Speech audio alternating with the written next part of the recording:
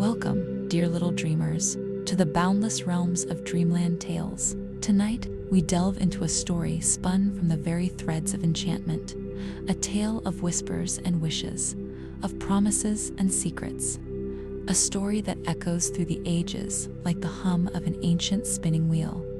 Prepare to journey into a world where straw gleams like gold, and where a name holds the power to shape destiny.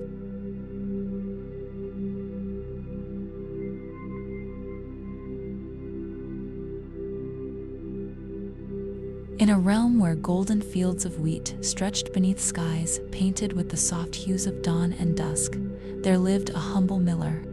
He was a man of simple pleasures, his hands calloused from years of labor, his heart as warm as the freshly baked bread from his wife's oven. Yet, he possessed a peculiar weakness, a tendency to embellish, to weave grand tales that often strayed from the path of truth. One day, the miller, seeking an audience with the king, a ruler known for his keen interest in all things extraordinary, found himself standing in the royal courtyard. The king, a man of wealth and power, possessed a restless spirit, always seeking to add to his vast treasures and to uncover the secrets of the world. Eager to impress the king, the miller, his voice booming with a false confidence, began to boast about his daughter, Alara. She was a young woman of exceptional grace and intelligence, her eyes as bright as the morning stars, her spirit as gentle as a summer breeze. "Your Majesty," the miller declared, his voice echoing through the courtyard, "my daughter Alara possesses a most remarkable gift, a talent that surpasses all others. She can spin ordinary straw into pure, shimmering gold."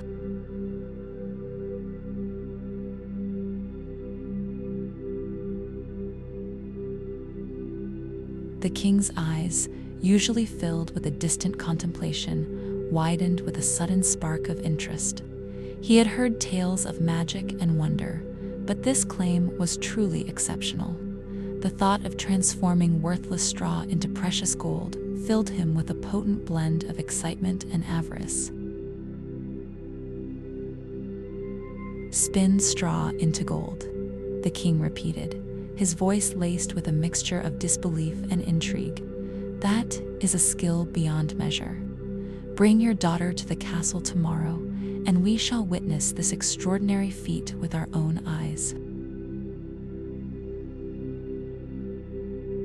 The miller, realizing the gravity of his boast, returned home with a heavy heart, his joy replaced by a gnawing fear.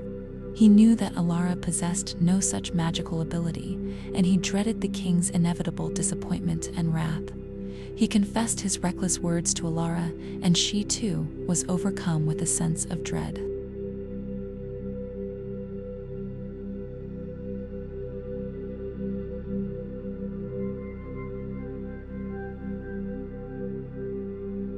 The next morning, Alara, her heart pounding with trepidation, was escorted to the castle.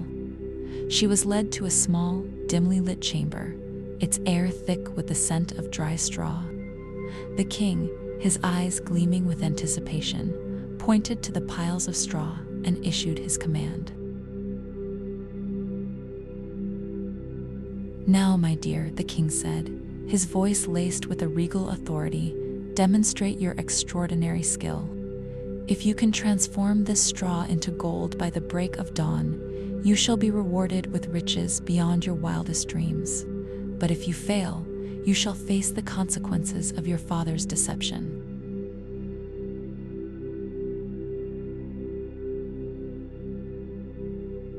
Alara, left alone in the chamber, looked at the mounds of straw, her mind a whirlwind of despair. She had no knowledge of any magical art, no understanding of how to perform such a miraculous transformation. She sank onto a wooden stool, tears streaming down her face, her sobs echoing in the empty room. Suddenly, a peculiar little man appeared before her, as if conjured from thin air. He was a creature of curious proportions, small and wiry, with a pointed nose, twinkling eyes that held a mischievous glint, and a wide, toothy grin. He wore a patched coat of many colors and a tall, pointed hat that seemed to sway with a life of its own. "Why do you weep, fair maiden?" he asked, his voice high and squeaky, echoing through the silent chamber. Ilara, startled by his sudden appearance, recounted her predicament, her voice choked with sobs. The little man listened intently, his eyes gleaming with a strange curiosity. "Ah, so you are to spin straw into gold," he said, rubbing his chin thoughtfully. "That is a task of considerable difficulty, even for those skilled in the arts of magic. But perhaps I can offer my assistance. What will you give me in exchange for my aid?"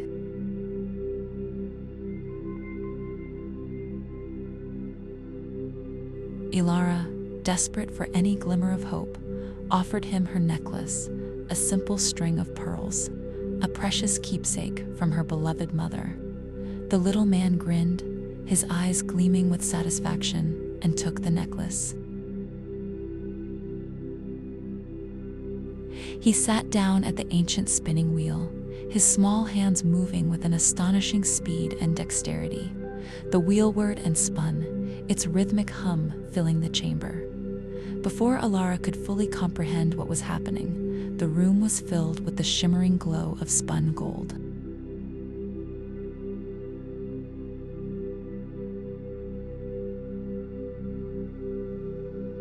By the break of dawn, the straw had vanished, replaced by mounds of gleaming gold, its radiance illuminating the chamber. The king, upon witnessing the miracle, was overwhelmed with joy and avarice. He praised Ilara's skill, his voice laced with a mixture of admiration and greed, and claimed the gold for his treasury.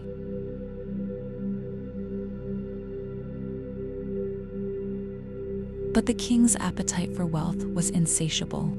He craved more gold, more riches, and he decided to test Ilara's skill once more. He led her to a larger chamber, filled with an even greater quantity of straw, and issued the same command.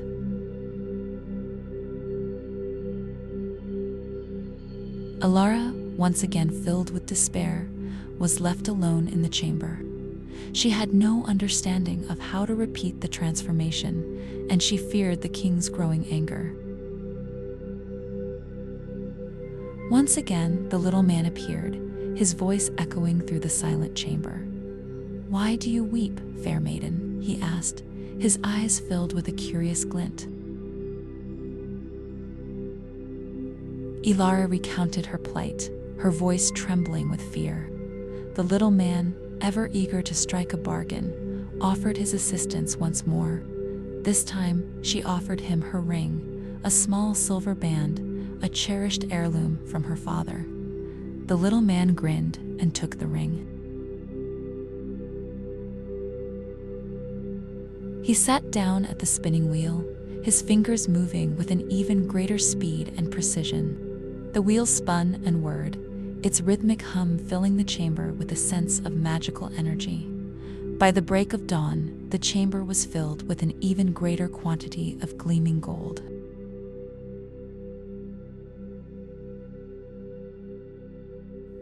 The king was delighted with the sight of so much gold, his eyes gleaming with avarice, but his greed had grown to an insatiable hunger, and he decided to give Ilara one final test, a test that would determine her fate. He led her to an enormous chamber, filled to the brim with straw, and declared, "If you can transform this straw into gold by the break of dawn, I shall make you my queen."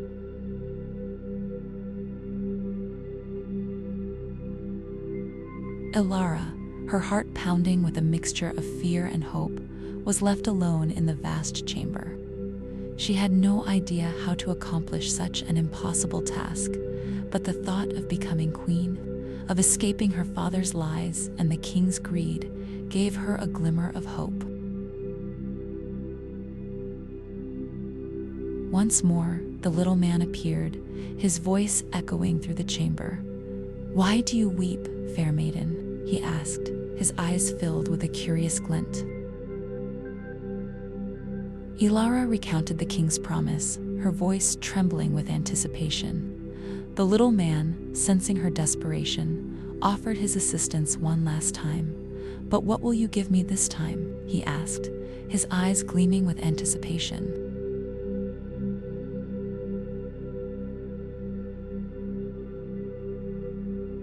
Ilara, realizing that she had nothing left to offer, said, "I have nothing left to give you." "Then promise me your firstborn child," said the little man, his voice laced with a strange urgency.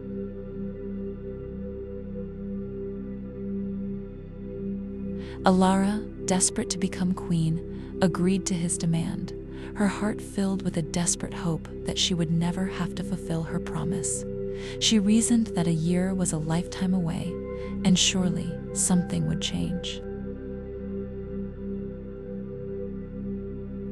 The little man, with a satisfied grin, sat at the spinning wheel, his fingers moving with an almost supernatural speed.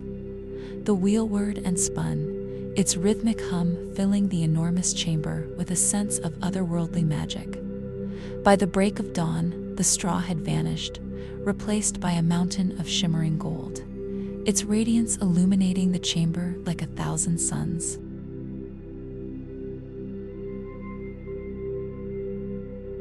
The king, upon seeing the vast quantity of gold, was overcome with joy and declared Ilara his queen. They were married in a grand ceremony, and Ilara, despite the shadow of her promise, found a measure of happiness in her new life. A year passed, and Ilara, now the queen, gave birth to a beautiful baby, a child with eyes as bright as her own. But the little man, true to his word, appeared in the royal nursery, his eyes gleaming with anticipation.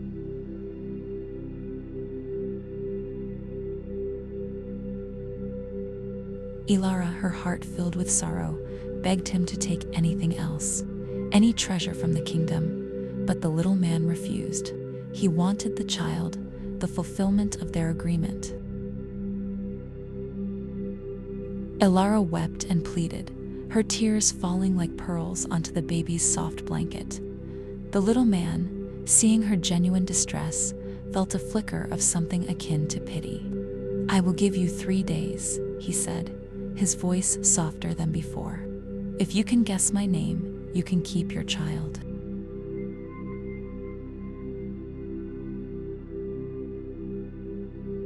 Ilara, filled with a surge of hope, sent messengers throughout the land, instructing them to gather every name they encountered. They searched villages, towns, and even the deepest forests, collecting a list of every name imaginable. On the first day, Ilara presented the little man with a long scroll filled with names, from the common to the most exotic. But he shook his head, his eyes glinting with amusement. "That is not my name," he said, his voice echoing through the nursery. And the second day, she presented him with an even longer list, filled with names gleaned from ancient scrolls and forgotten dialects. But again, he shook his head, his grin widening. "That is not my name," he repeated, his voice laced with a hint of triumph.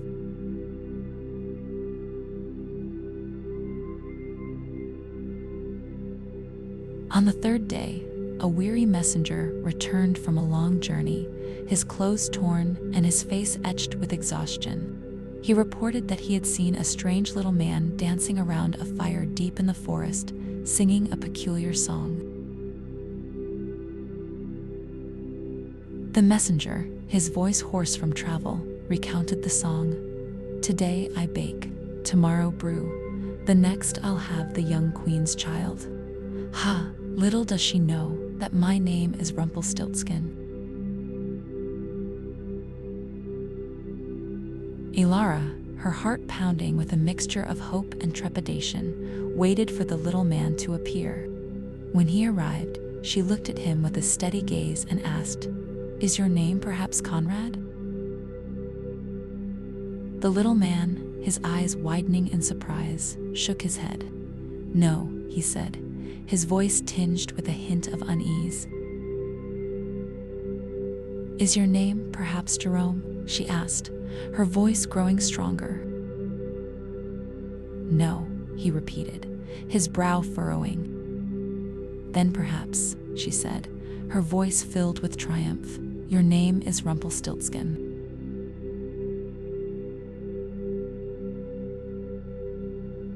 The little man's face turned crimson with rage. He stamped his foot so hard that it went through the floorboards, leaving a gaping hole. He then let out a piercing shriek of frustration and vanished in a puff of smoke, never to be seen again.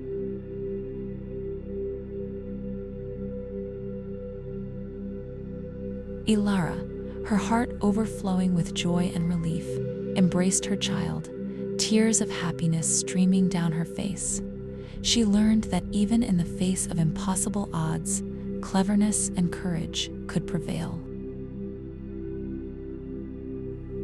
From that day forward, Ilara ruled the kingdom with wisdom and compassion, her experiences teaching her the importance of honesty and the dangers of greed. She cherished her child and taught them the value of keeping one's promises and the importance of looking past the surface of things. The miller, humbled by his daughter's trials, learned to speak the truth, and his tales became stories of kindness and wisdom. The kingdom prospered, and the memory of the little man with the peculiar name faded into the mists of time. A reminder of the power of words and the magic that lies hidden in the most unexpected places. And so, little dreamers, remember that even in the most challenging situations, there is always a way to find a solution. Remember that honesty and kindness are treasures more valuable than gold. And remember that even the most mysterious names hold a power all their own. Now, close your eyes and let the sweet dreams of spinning wheels, secret names, and happy endings carry you off to sleep.